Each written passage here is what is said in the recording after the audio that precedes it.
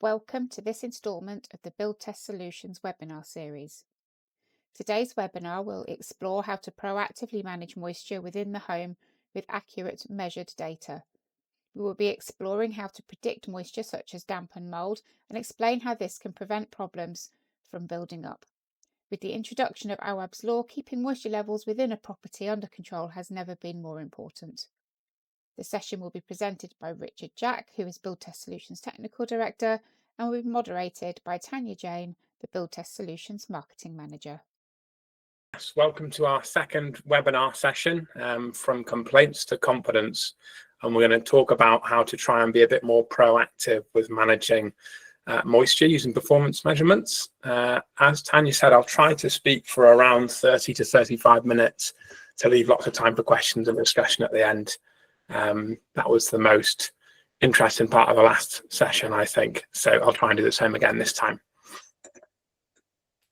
So just a quick introduction. I guess you're probably likely to know who Build Test Solutions are, but we're building performance measurements experts. We have a range of different technologies, all to measure the in situ performance of buildings. And what we seek to do is to make these tools as practical and usable as possible. And our internal strapline, our aim is to make measurement mainstream.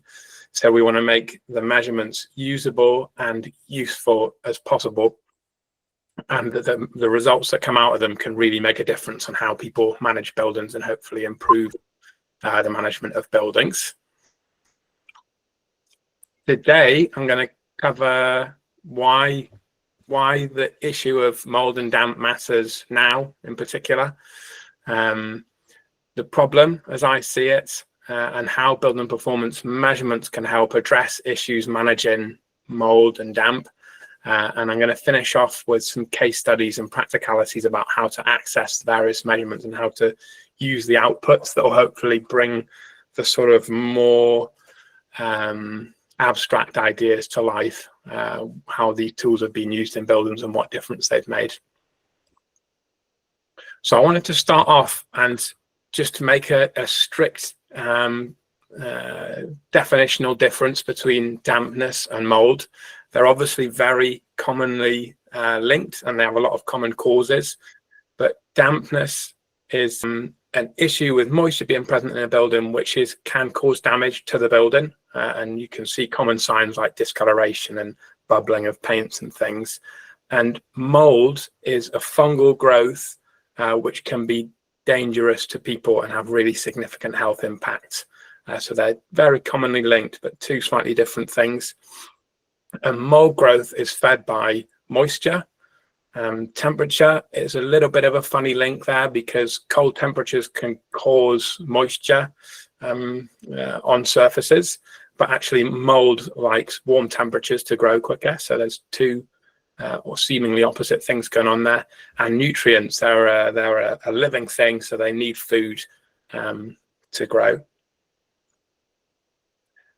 And here is a map of some basic causes of mold growth. So I just touched on temperature there. Mold actually likes warm conditions to grow quicker. And what affects the temperature in a building would be people's choice of heating practice, but also the building performance. So if the building has less heat loss, it's cheaper to heat, it's likely to be warmer, and vice versa. It's also affected by moisture, which can have a contrary relationship with temperature, whereby when the air is colder, it can contain less moisture and you can start to get condensation and see moisture on surfaces. So cold temperatures can actually lead to moisture, which also increases mold growth. So they have different effects there. Moisture is totally key for mold growth. What affects how much moisture there is? Definitely the balance of ventilation and moisture generation. So if people are going to be in buildings, there is going to be moisture generation. And I really feel uncomfortable when we demonize sources of moisture generation like respiration, cooking, washing clothes, drying clothes. I mean, these are just essential for life. That's what the building is for. So we need to provide enough ventilation to deal with that moisture generation. Cold surfaces, big cause of condensation and moisture generation. So where you have warm air meeting a cold surface, then you're going to get more moisture. And that can be caused by building performance in turn. So if you have an area with a defect and lower surface temperature, you're more likely to get moisture there. And if you similarly just have very poor building performances, the surfaces will be colder and you'll be more likely to get moisture. Defects is something that we won't really cover here the performance measurements that I'm going to describe aren't very good for finding defects, although they do have a bit of a role in that. But they can obviously be a big cause of moisture. So a leaking drain pipe, any sort of damage to the way the building is planned to keep moisture out will cause mold growth. And so surveying and seeing those defects is still always going to be a big part of managing moisture around buildings. And finally, nutrients. As I said, mold is a living thing, a growing thing, and it needs food to live. Different building materials are easier and harder for molds to grow on. And cleanliness can have an impact. So dust can be used as a food source. Mold will basically use dust as a food source. So cleanliness can have an impact on mold growth too. And one of the things that I've sort of hinted at through all that is that there's sort of three different causes of those causes, if you like. So there's things about the performance of the building. There's things about the performance of the services. So how much ventilation are we getting and how much heating are we getting? And there's things about the actions of people, so the moisture generation. And that makes it a complicated challenge to deal with, which can make it interesting as well, but can be a challenge. And I think an important distinction to make is that we as professionals looking at buildings and trying to assist with their performance, and asset owners, it's best to concentrate on the things that we can directly affect. So provide a building with sufficient ventilation and be really confident that the ventilation plan is actually working as planned. We can help by improving the thermal performance of the building and the services to make it as affordable as possible to heat that building. And we can be proactive about ensuring that the plans we have to provide those things are working in practice. And without good data, we're fighting in the dark on that. So if we make a plan and don't proactively check if it's working, we're going to have a lot of problems addressing the issue. And I think that's why you get a lot of these sort of circular issues where we get similar complaints and defects happening again and again and again, because we struggle to address root causes. And one of the big reasons I think we struggle to address root causes is that here I've said unexpected performance is typical. And what I mean is actually in most buildings, the performance that you would assume for a particular building type isn't repeated in that particular building. So buildings of similar types and constructions of similar types have really variable performance. And if we don't know how something is performing, we really can't hope to control issues like moisture. So this chart on the left-hand side is air permeability measurements made with pulse of several thousand solid wall semi-detached houses. So I've tried to pick a reasonably narrow building type and construction type to say, okay, we might assume that these buildings have similar levels of air tightness, but actually that is not the case at all. You can see the spread here where the average air tightness is 8.9 meters cubed per meter squared per hour at 50 pascals, but the variation in this one building type is enormous. And the way I've tried to represent this is a stat called the 95% prediction interval. And this says, based on what we know already, how confidently can we estimate the air tightness of the next solid wall semi-detached house that we come across? We've got an uncertainty there of 75% of the mean. So really, we're totally shooting in the dark unless we have those measurements to see how airtight the building is. And those buildings that have an air tightness at the lower end of 2, 3, 4 meters cubed per meter squared per hour, they need dramatically more deliberate ventilation than those at the upper end, will have a lot of air blown through them already. So if we don't know the air tightness, the performance of that particular building, we're really going to struggle to make any sort of sensible plan that we can hope will work in practice for how we're going to ventilate the building. So that's thinking about ventilation. And then on the right hand side, I'm thinking about thermal performance and U values in particular for most of them. And these are looking at studies of particular wall or roof types. So we've got a study of newly built houses in 2020 by the Building Performance Network, and some older buildings in the lower categories there from studies by the BRE and Historic Scotland, where they're measuring U values in situ. And the chart is showing, again, this prediction interval, how confidently can we predict the U value of the next wall we arrive at. And the answer there is totally shockingly, not at all confidently. So any plan that you come up with for a retrofit or for the management of a building has traditionally been based on thinking, okay, I'm going to look at the construction type and I'm going to calculate the thermal performance of that particular construction type, and that's going to be the basis for my plan. What these in situ measurements are showing is actually it's a bit like this chart on the left hand side. Even for these similar building types, the performance variation is massive, and we really don't know what the actual U value is. And that is, it's like a building our plan on the sand rather than on solid foundations. It can really undermine what we think we're doing to provide healthy conditions within the building. So that unexpected performance being so common is why I think performance measurement can really help to get actual insight on how this particular building is working in order that we can properly address any issues that occur in it. Why does it matter how? Obviously, Awwaab's law has come in recently, and it in its first incarnation, it has much tighter timescales about how we must respond to issues and complaints that are observed in buildings, and it really rewards, therefore, a proactive approach, so that instead of having to rush a response to anything that is seen, we can proactively try and find issues, hopefully before they occur in the best case, and we want to address them effectively, so that rather than having repeated failed interventions where we're coming back and coming back and coming back and having to respond quickly every time, we can do something that works first time and just remove that cost and stress of those quick response each time. It also is really going to benefit a well-evidenced plan and action. So we can show that we've done our level best as professionals to provide healthy conditions for that resident. It also going to be extended, and the plan is that in 2026, Awwaab's law will extend to include excess cold and excess heat in buildings.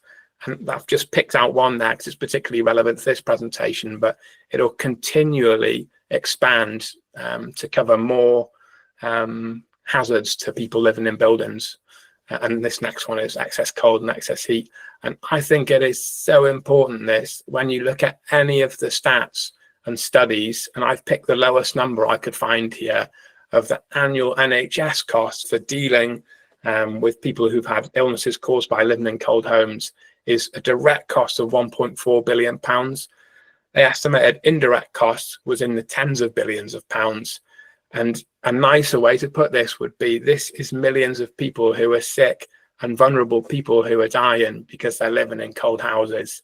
And really, it just feels like the Stone Ages, and it's time to be proactive and see if we can do a bit better with this.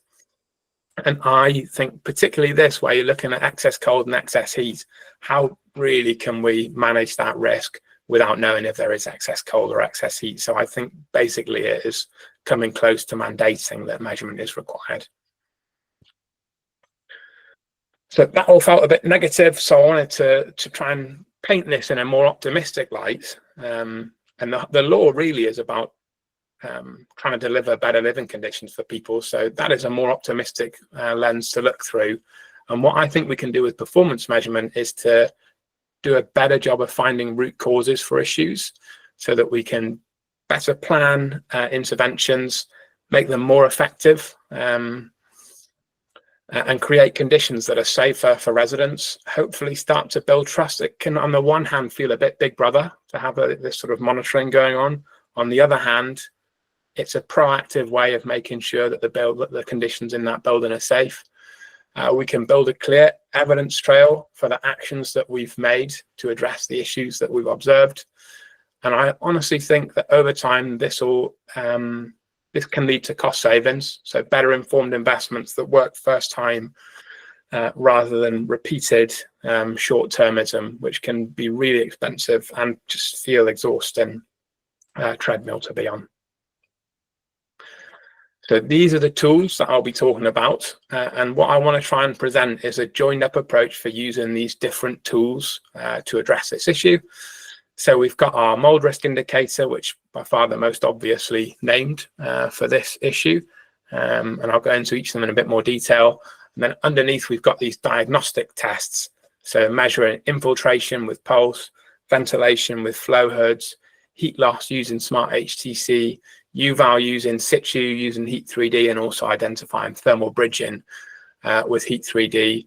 And I also wanted to highlight, it's there in blue and in italics because it's not perhaps delivered directly by these products, but that surveying and that expertise is still always going to be vital for addressing this this issue. So these tools are an extra, really valuable part of the toolkit, but not the whole answer. And I want to acknowledge that there's still a lot of expertise that is additional on top of this.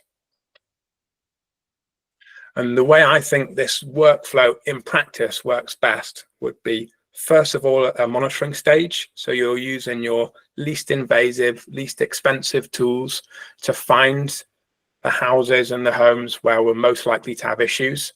And I would be using the mold risk indicator and smart HTC using monitor data in situ to triage which buildings are most likely to have issues. And then when we find the buildings are most likely to have issues, we'll be using the diagnostic tests, a little bit more invasive, a little bit more expensive, to diagnose the issue with those prioritized buildings and use those as inputs to design our interventions. And then a crucial stage, which doesn't happen enough in any retrofit work or mold management work, I think, is proving it. So using those measurements to go back and prove that the plan we had to address this building has been delivered. So the first tool to talk about is our mold risk indicator, and the idea is to help landlords spot high risks early, so which buildings are particularly at risk of mold risk. This is a product that we built with the Building Energy Research Group at Loughborough University and also with Soap Retrofit. What it delivers is 0 to 100 daily and overall risk scores for rooms and buildings. The scores are really, with this traffic light scale that's shown on the right hand side, we're aiming to have something really obvious to just show if we've got a problem there or not. Generally in the 25% and below category, we're thinking the risks are low. And then above that, we start to think we need to be making actions. It also demonstrates compliance with the guidelines for surface water activity and relative humidity, which is set out in the building regulations part F. And the inputs to this are temperature and relative humidity monitoring, and a U value assessment of the building, of the surfaces in there. Ideally, we'd be doing that with a measurement, but can also accept a calculation or an assumption of the U value, and that can actually be useful for calculating like a worst case. If I get below this U value, I'll deal with that mold risk issue quite well. And it gives you really clear triggers for action. So which buildings do I need to have a more detailed think about? So that's that triage idea I was thinking I described in the previous slide. Next would be ventilation assessment. And the whole idea of this is that we're going to stop guessing and we're going to have informed decision making about the sufficiency of ventilation. And we're talking about really two different products here. So your ventilation is fresh air into the building, and it's coming from 3 different sources. Infiltration, that's your sort of accidental air movement into the building. It can be a source of fresh air. It's also a thing to be a little bit wary of, because if that air is coming through a really dusty, dirty cavity or subfloor void into the building, can we really consider it a source of fresh air? So it's not the perfect way to deliver ventilation. We'd also have passive, deliberate ventilation. So they're deliberate openings, your trickle vents and vents in general, providing passive ventilation into the building. And then finally, your mechanical ventilation. So that's a fan delivering airflow into the building. So for your passive ventilation, so that could be your infiltration. You could also include the passive ventilation, the measurement. That would be using an air tightness measurement. So for us, we'd be using pulse. We love it because it measures at a low pressure difference, and it's a nice non-invasive way to do measurements in occupied buildings. Equally, you could be using the results of a blower door test to be thinking about your infiltration. And then one that I just totally baffled that they're used so infrequently would be flow hoods to measure the actual delivered ventilation from any mechanical ventilation. So either an intermittent fan or a continuous fan. And I showed earlier air tightness having a real variation. I think we're not bad at thinking about where the average of that distribution might be. I think mechanical flow rate wise, it is so common to just measure a flow rate through a fan and it to be way less than we presume it would be. So I just, as I said, just totally baffled why that isn't used more often. And then finally, I put location here and the role of background ventilation testing. So you might have a building which is relying on infiltration for a large part of its ventilation, which is relatively leaky, not very airtight. And so you might at first think, okay, I've got a decent amount of fresh air coming into that building. But what you don't know is the sources of that infiltration.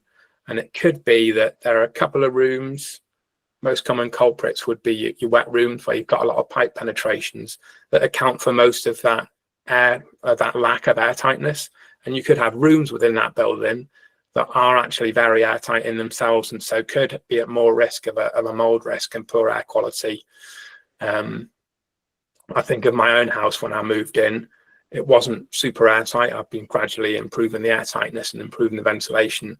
But one of the bedrooms, which was where we were going to have our child sleep, was actually really airtight and really needed extra ventilation in that room. So like a simple door undercut and getting trickle vents into that window, I felt needed to be prioritized in the first instance before we went on to a more deep retrofit.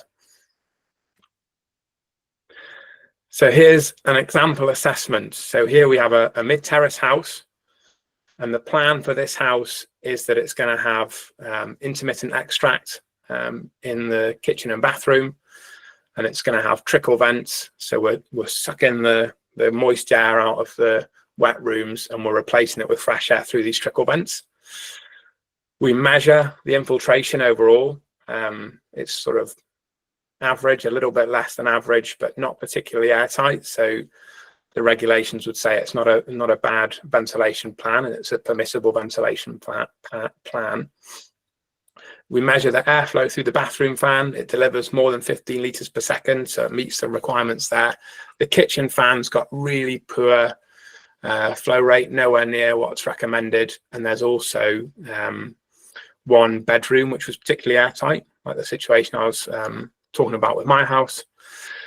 So the action there was actually the cause of the lack of flow through the kitchen fan was that it was absolutely filthy, and just cleaning it out really dramatically increased the flow rate through that fan, and that's actually something that's really common. So that's a maintenance issue. And the other action there was to put a door undercut into that bedroom to make sure that bedroom was getting enough ventilation through this ventilation system. So you can see the three prongs working together there: the overall air tightness measurement, the flow rate measurement through the fans, and the bedroom airtight measurements to make sure we've got sufficient ventilation in each space. Next, I want to talk about thinking about the thermal performance of the building. and this is heat 3D in this case. So we're measuring U values in situ. And what we want to do is understand how the building really works. So if we think back to that slide where I had two charts and I had that right-hand chart showing uncertainties of, in some cases, more than 100% in the U values, this is a way to measure the U value in a particular building and understand how it actually works. The really cool thing about Heat 3D is it measures U values across a whole surface, so not just in one small place, and it can be done in 1 hour. If you're new to U value measurements, that won't feel that spectacular. It's maybe what you'd expect of the tool, but the tool this is seeking to replace would be heat flux plates, which have been a fantastic measurement for years, but measure a really small area of the wall. So what you could be using these for is, of course, it's really useful to know your U value to see whether your insulation is working as expected, and maybe if a cavity wall has insulation in place and if it's working. But you can also use this U value to calibrate your mold risk assessments. If your U value is not as good as you think, you're more likely to have surface water activity, you're more likely therefore to get mold. And because it measures whole surfaces, you can also start to identify defects in areas with high thermal bridging, again, a real common cause of surface water activity, condensation, dampness, mold. So we can use this to think about how the building's really working and have a more informed view of that. Now we have Smart HTC. So this is a tool to measure the overall heat loss of the building. I think it's the least directly linked to damp and mold risk. But it can actually be a really effective part of the triage. So we measure overall heat loss. It uses monitored energy consumption data and usually internal temperature data as well.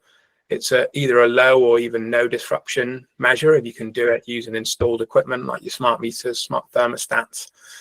And where you have buildings that have a particularly poor thermal performance or unexpected performance, they're quite commonly linked with mold risk issues, because if your heat loss isn't working as expected, it means something about the building isn't working as expected, and therefore your ventilation plan also might not be working as expected. I want to finish off now with a couple of case studies where I'm seeking to bring it all together and hopefully give a bit of an idea of how all these things knit together and what the insights we get out of it would be, why it would be valuable to an asset owner.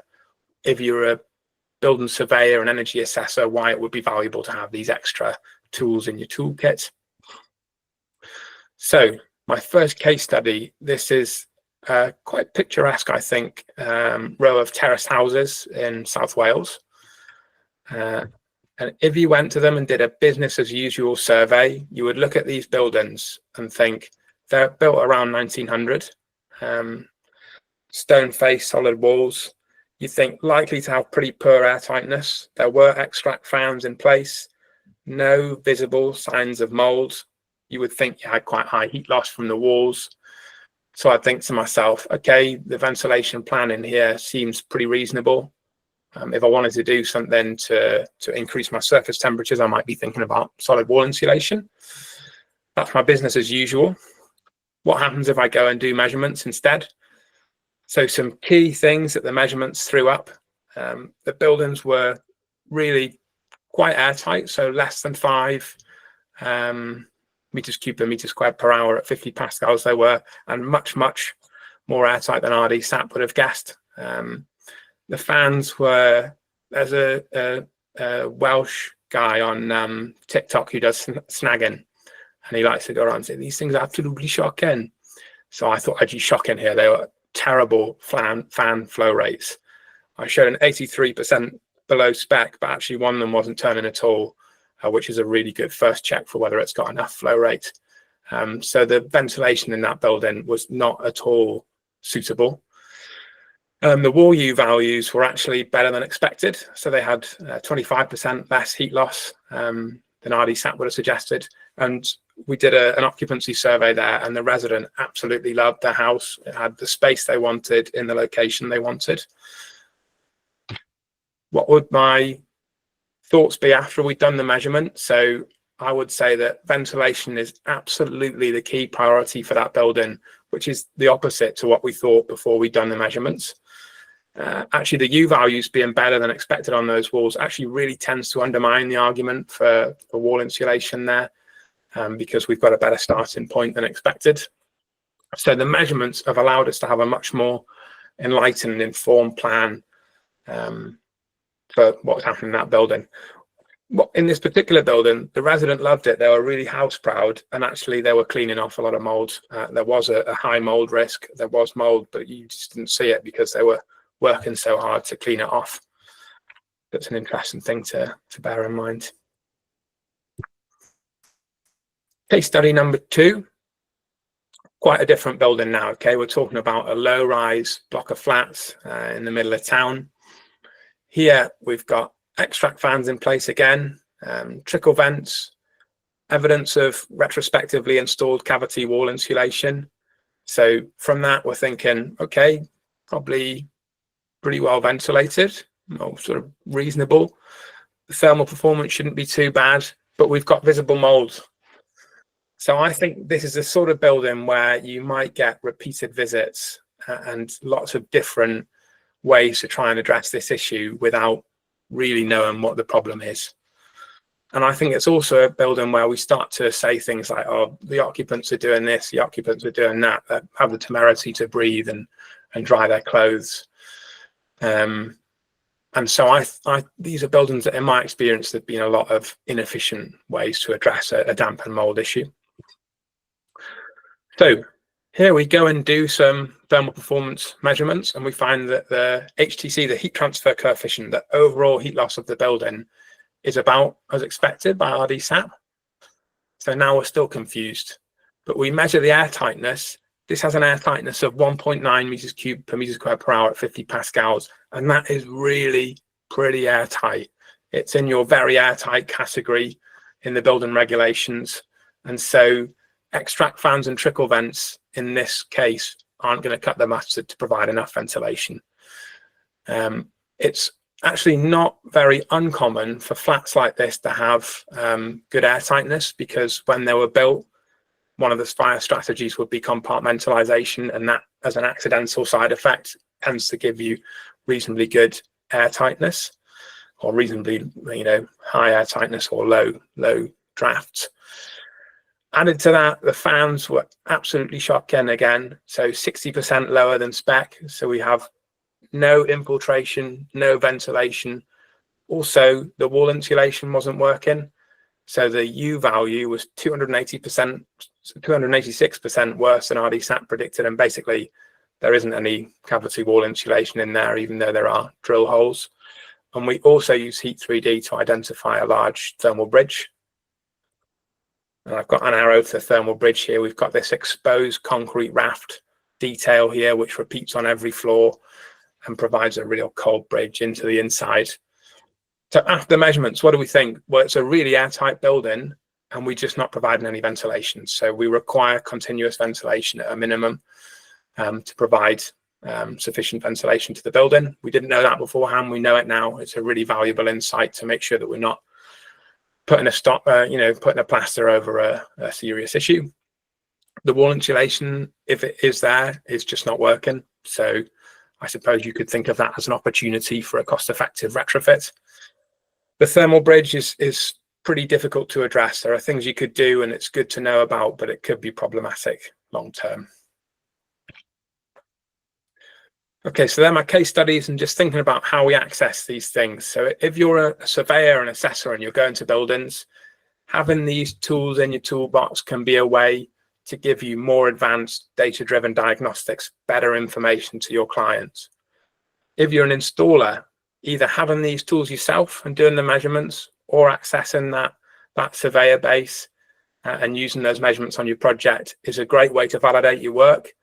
Think about what measures are most effective before you actually install them. And it also should reduce your risk after you've installed them, because they've been installed as planned and it's working as planned, and it will help you stand out to say, we believe what we're doing, we're going to measure it and show that it works.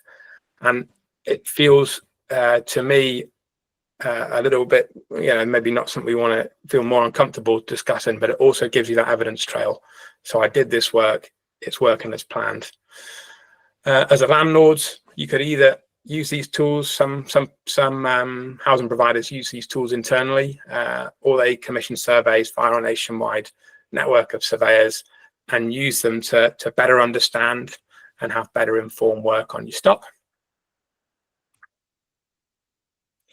So the conclusions I've been trying to get to, and hopefully it's been sort of a bit enlightening and somewhat persuasive, is that mold and damp are really complex, but with the right measurements, we can make a more informed plan, which should have a more long-lasting and effective impact, and start addressing root causes rather than keep going in that cycle of preventative maintenance that's not actually addressing the real issue. And hopefully you feel there's some tools here which can be a really practical and useful part of that. And I'm going to have some questions in a second, but I'll just throw up a couple of adverts first. So our next webinar is going to be on the real value of our tightness testing. And I've touched on a few of the bits that will be in that today, but you'll get a lot more detail on that. That's on the 18th of September at midday. We also have our BTS conference coming, bigger and better than ever. I can't believe I didn't put the date and the place on this slide. It's at Loughborough University. Tanya will put the date in the chat and be angry with me that I didn't put it on the slide. You can use this QR code to access the details. We're going to have speakers from BTS users, government and academics about the value of BPE. We'll have product demos, and my tagline is the world's #1 BPE Fest. So I hope I'll see some of you in person there. And I've been able to see the chat box has been going off. So hopefully we've got some really good questions and we can have a nice discussion now. Fantastic. Thank you ever so much, Richard. Yes, we have got quite a good list of questions, and we will try and get through as many as we can. I will start with the ones that came in first, and we'll just plow on through them. I think it's probably the easiest. And just before I launch into that, the conference is on the 9th of October. So yes, we should have put that on there. That was, both of us missed that. So I won't shout at you, Richard, because then I have to shout at myself as well. Okay, so the very first question that we had in quite early on in your talk: in what ways can knowledge of a building's thermal performance, such as insulation quality, cold bridging, surface temperatures, help identify areas most at risk of mold growth before problems arise?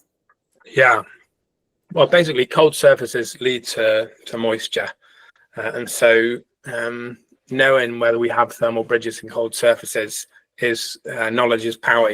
That helps us to know whether we're more likely to have issues there. And you can also use them as an input to the mold risk indicator within our suite of products would be where you'd use that as an input to sort of calibrate your mold risk.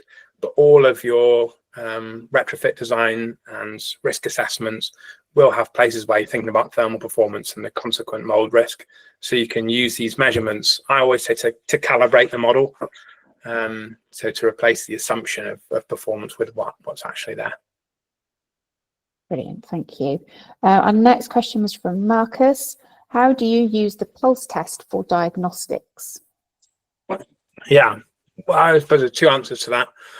One would be, first of all, you're diagnosing how airtight the building is. I suspect you're really asking about where the leaks are.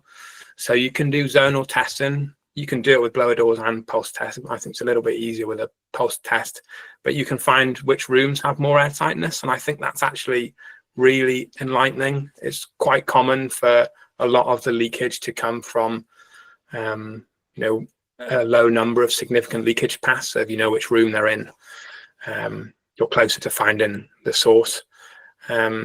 What you can't do with a pulse machine, which you can do with a blower door, is to maintain a high pressure difference. So you've got a constant force draft coming in, which can be easier to detect. What I would say is that they're almost always at junctions and penetrations. So that's a good way to find them. We also have a product called a leak checker, which is a way to drive a pressure difference in a local area to find leaks.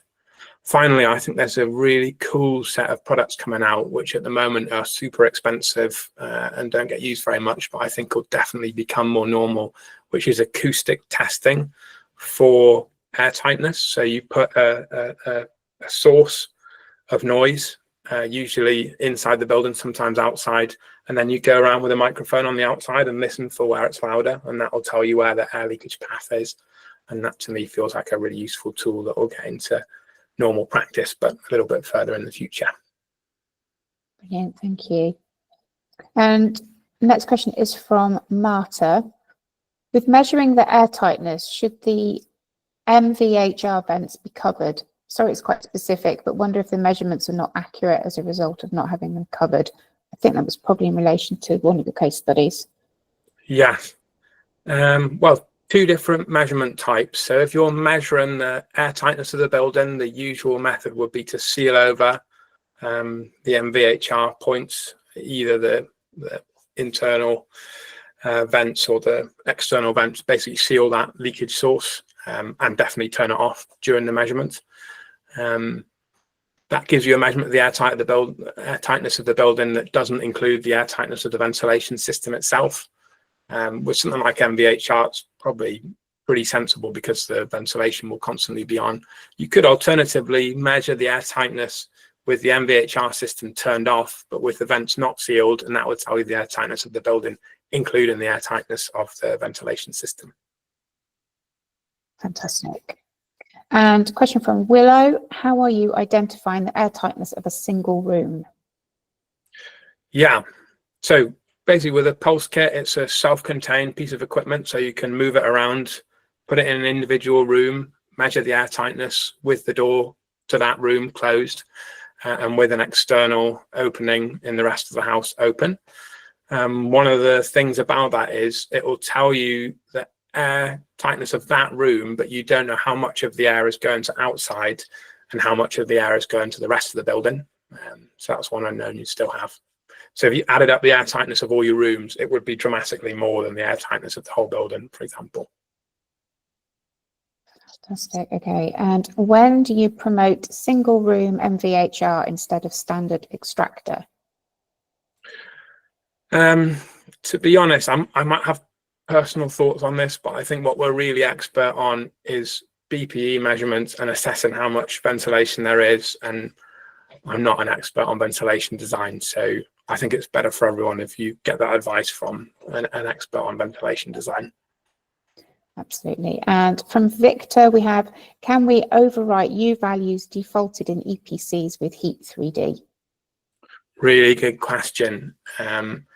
This is something you'll hear about more from us shortly, but at the moment, no, you can't officially replace the U value in an EPC with a measured value by any tool. Obviously, we've recently had air tightness be permissible as an input to EPCs, and I think that's a model that's very likely to be followed by U values. I think the reason they're not in there at the moment is because there's not been a practical tool to do measurements. It's only been tens of measurements a year, maybe low hundreds, and it's just not been a priority. But it would be a really useful input, and I think it will come, and we're working on something along those lines at the moment. I know colloquially that people have used U-value measurements, but they oughtn't have. What you could do is just you could deconstruct the wall, look at the materials inside it, and do a calculation based on that, which is funnily a silly way of doing a U-value measurement, but it's close to that. So, you know, for instance, in that case, I showed that building where it looked like there was cavity wall insulation. You might not have a high motivation to put that it had a much worse U value in your EPC because it would make it significantly worse. But if you then followed that up with a boroscope investigation to show there wasn't cavity wall insulation, then you could put that U value in the EPC, which is a bit of a silly long way around. So hopefully we'll address that soon. Okay, the next question is from Nick. Is Heat 3D able to detect condensation in solid cob walls? Yeah, the simple answer is no. It measures heat transfer and on top of that U values. So it's not designed to measure moisture. But what happens actually is if you have moisture on a surface, it increases the heat transfer. So although it's not directly measuring moisture, it is super obvious when you're using it that there's an area with very different performance, and it's usually leads you quite quickly onto seeing that there's moisture there, but it doesn't give a direct measurement of the moisture content. Okay. And can you use smart HTC if you don't have a smart thermostat and the house is heated via an oil or LPG tank? Okay, question in two parts. One has a nice answer, one has a less nice answer. So the first, you don't need a smart thermostat. You can have any temperature control, and you would temporarily install temperature sensors to monitor the internal temperature. I've been monitoring the temperature of my loft for various reasons recently, and using one of these temperature sensors. So just a small temperature sensor you temporarily install. So you don't need a smart thermostat, but it is an energy balance, and the way it calculates heat loss is by measuring the heat input to the building. So if you have a significant heat input which isn't measured, most oil tanks and LPG gas bottles aren't metered in the way that other energy sources are, and you wouldn't be able to use it in that case unless for a temporary period. For example, you use electric heaters, but all of it impractical. That's difficult when the energy input isn't measured. Okay, and we have another question from Hugh. Please expand on the in situ U value survey. How does that work? Yeah, I'd love to. Let's get a picture of that up.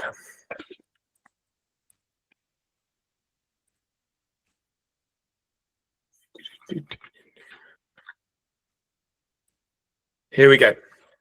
So this works using infrared imaging is the first point. So downside there, you've got a picture of a phone running the Heat 3D app into which is plugged a FLIR 1 Pro thermal camera. It has to be that camera because we need to process the image live in the app, and we can get the data directly from that camera. It's not the best thermal camera on the market or that FLIR deliver, but that capability makes it unique in this case, and that's why we use it. And the way it works is we're using the thermal camera to measure surface temperatures within view. And we've got the two targets you can see in the background, a little bit blurred out there.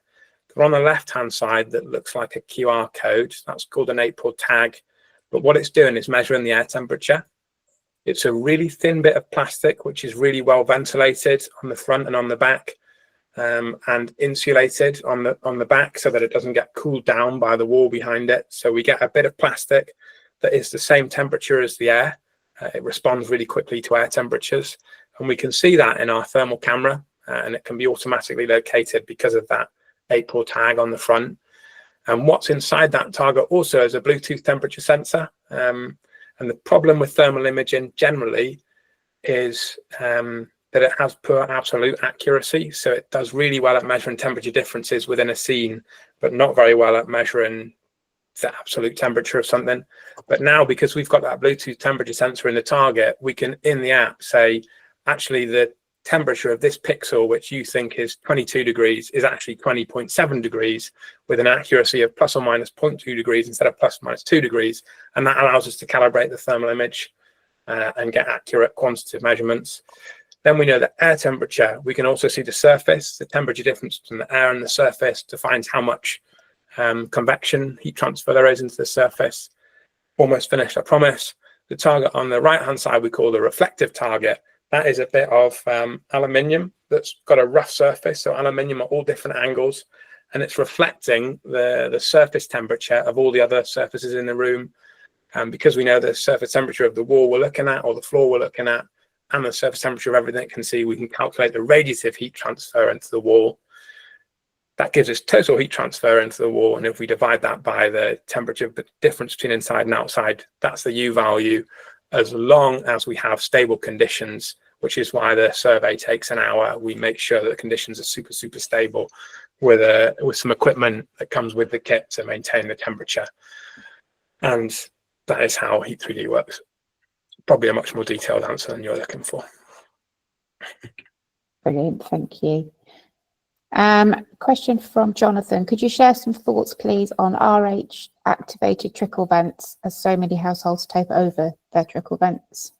Yeah, I think they're a good idea conceptually. Yeah, they open when you need it, as long as you've got sufficient ventilation from your fans to make sure you draw enough air through them. So I'm pretty pro. I'm pretty anti people taping up their trickle vents, which I know is super common. And I think that's a big issue for us generally to promote how important it is to have good air quality and the risks of exposure to mold, to try and persuade people as much as possible to leave their ventilation system as it's designed to be.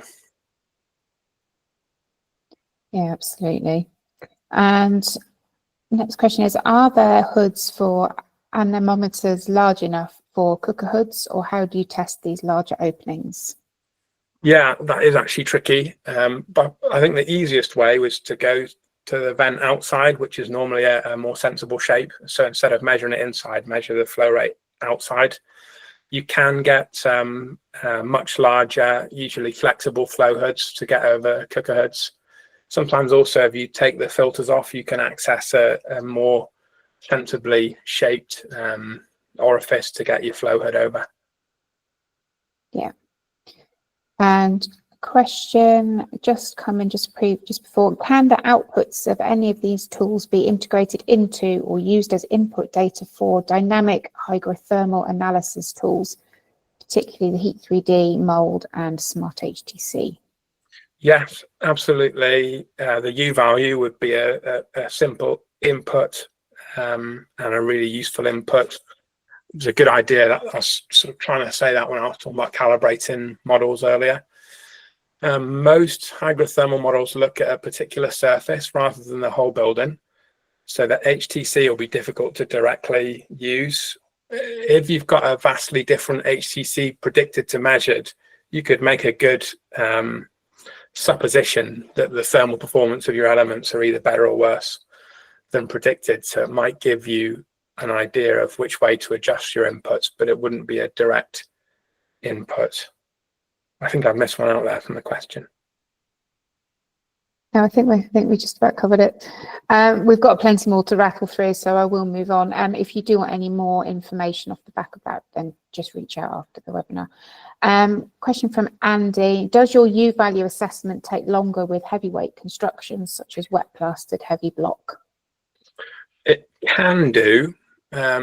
What we would suggest is that, if at all possible, you talk to the resident or whoever's managing the building you go into and ask them that the building is heated for at least a couple of days before you arrive there. It doesn't need to be a particular set point, or it doesn't need to be constantly heated, but you want the building to be heated so that the wall is sort of heat soaked, you call it, when you arrive. And if that's been done, basically what happens during that hour is that it's checking how stable the heat flux is and the internal temperature is. And if it's not stable, then the survey will extend. And if the building isn't heat soaked and you have to warm it up, for example, then your survey could take significantly longer. But if the building is warm through, what you do with your temperature controller is set it to the internal temperature when you arrive. So you're looking not to increase or decrease the temperature, just to hold it super steady. So in those conditions, the survey wouldn't take any longer, but you would be at more risk of a longer survey the more heavyweight the building is. Fantastic. Question from Mark: if making improvements to ventilation is a priority over improving insulation, this will increase heat loss, especially during the winter. Would you always recommend MVHR? And if that's not possible or practical, how might you overcome the heat loss created by the additional ventilation? Hi, Mark. Yeah, it's a mix, isn't it? So it's no good not having enough ventilation. I understand the point about heat loss, but it's just no good for you. So the first thing I'd say is to value the importance of good air quality. And often ventilation has a lower impact than we think on heat loss, I think. If you think about the heat losses from a whole building, in most buildings, the heat loss by air movement between inside and outside will be like a quarter, would be a high amount of the heat loss. But it feels like a lot more because we're so susceptible to drafts and because it's much easier to feel and see air movement. So I would just champion the importance of having sufficient ventilation. And then your MVHR question, I mean, it's a cost consideration basically, isn't it? You're better off with it, but it costs more. So, and it's often more complicated to install because you need ductwork around the building. So I think it's a great tool as long as it's properly serviced and maintained and the filters are cleaned regularly. But it's not always easy to install. Yeah, so you can offset it with thermal improvements, thermal performance improvements. Demand control ventilation, someone mentioned RH responsive trickle vents. That can be a good way to make sure you're providing sufficient ventilation, but not loads more. So that could be a good tool. And we've just got 2 more questions, Richard, if you can just rattle through the last 2, and then I think we'll squeeze every ounce out of our hour. With Heat 3D, how do you measure the whole wall? Yeah, so you take thermal images and you can sort of stitch them together. So you get panels that stitch together for the whole wall. You want the targets to be reasonably close to where you're measuring, because if I'm in a warehouse, right, and just to take an absolute extreme of what one whole wall could be, the air temperature will vary a lot across the surface. So I'm talking about, domestic rooms, you could do the whole wall, but basically you stitch the images together and the app will do that for you quite nicely. Excellent. And the very last one, for a new building, how long would you suggest leaving it to stabilise post-completion before testing? Yeah, you'd be thinking about drying out. Wet plaster is so much more uncommon now than it used to be that I for a lot of buildings, it's not as big of a deal as previously. So if I was measuring, during construction or within a day or 2 afterwards, I would be concerned about that. Especially if I was using any tool that significantly increases the temperature, which wouldn't be any of our tools, but if you're doing like an aggregate heat loss test where you have a prolonged, really extended increased temperature, that can lead to some issues. So I mean, if it was more than a week or so, I would be pretty comfortable, unless it was like like wet plaster you could see wasn't dried out, or a wet poor floor which hadn't dried out. So you have to be a little bit sensible about it. Usually the process of finishing off the building takes a couple of weeks, and that copes with a fair amount of the drying. Thank you for watching this webinar focused on proactively managing moisture in the home through measured data. You can see 2 QR codes on your screen. These will allow you to sign up for our next webinar on the 18th of September and to sign up for our conference on the 9th of October, which will be held at Loughborough University. If these dates have already passed, then the recording for the next webinar will appear on our YouTube channel.